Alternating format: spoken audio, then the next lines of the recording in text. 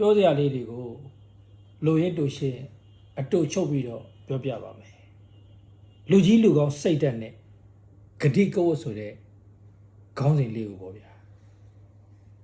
ဗိုလ်ချုပ်နေဝဲဟာအုံနုလက်ထဲကနေပြီးတော့တိုင်းပြည်ရဲ့အာဏာကိုသိမ်းခဲ့ပါတယ်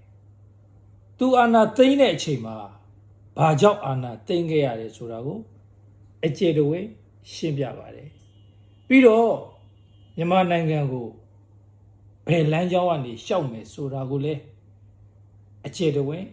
ရှင်းပြခဲ့ပါတယ်သူတိုင်းပြည်ရဲ့အာဏာကိုဆက်လက်ထိန်းချုပ်ထားခြင်းစိတ်မရှိတဲ့အချိန်မှာလေပုံမလင်းလင်းပြောပြီးတော့အာဏာကိုလက်လွတ်ပေးခဲ့ပါတယ်လူငယ်တွေကိုချင်းထက်နေလိုမျိုး1988အရေးတော်ဘုံကြီးကမဆလာပါတီကိုဖြုတ်ချလိုက်တယ်ဆိုတာမဟုတ်ပါဘူးဗိုလ်ချုပ်နေဝင်းဦးနေဝင်းပါတီဥက္ကဋ္ဌကြီးဦးနေဝင်းသူဆက်မလုပ်ချင်တော့လို့သူသဘောနဲ့သူဆင်းသွားတာပါဗိုလ်ချုပ်မှုကြီးတန်းရွှေဦးဆောင်တဲ့စစ်အစိုးရတက်လာပါတယ်တက်လာတဲ့အချိန်မှာလဲသူတို့ဟာတိုင်းပြည်ကိုဘယ်လမ်းကြောင်းနဲ့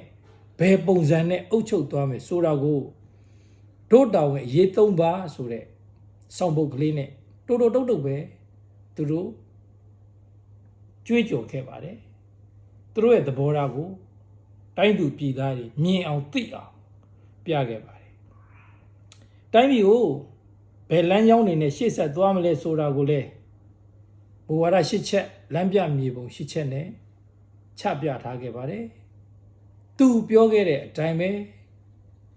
လမ်းပြမြေပုံ၈ချက်အတိုင်းသွားခဲ့ပါတယ်တိုင်းပြည်နဲ့သူနဲ့အစဉ်ပြေပြီးစိတ်ချရပြီဆိုတဲ့အချိန်မှာတိုင်းပြည်ရဲ့အာဏာကိုသူလက်လွတ်ပေးခဲ့ပါတယ်ဗိုလ်ချုပ်မှုကြီးမင်းအောင်လှိုင်ဦးဆောင်တဲ့နာဆာကအစိုးရအာဏာထိန်းခဲ့ပါတယ်အာဏာမထိန်းခင်မှာမဲမတမာမှုတွေရှိနေပါတယ်ဒါတွေဖြည့်ရှင်းပေးပါအချိန်ပေါင်းများစွာပြောခဲ့ပါတယ်သို့သောအဖက်မလုပ်ခဲ့ပါဘူးအရေးမလုပ်ခဲ့ပါဘူးဒါကြောင့်မို့အာဏာထိန်းမှုဖြစ်စဉ်ဖြစ်ခဲ့ပါတယ်အာဏာထိန်းလိုက်တဲ့အချိန်မှာလဲတိုင်းပြည်ကို6လအတွင်းရွေးကောက်ပွဲတွေပြန်လုပ်ပေးမယ်အနိုင်ရတဲ့ပါတီကိုအာဏာလွှဲပေးမယ်ဆိုတာတရားဝင်ပြောခဲ့ပါတယ်ဒါကစစ်အစိုးရအာဏာရှင်တွေလို့ပြည်သူတချို့ပြောနေတဲ့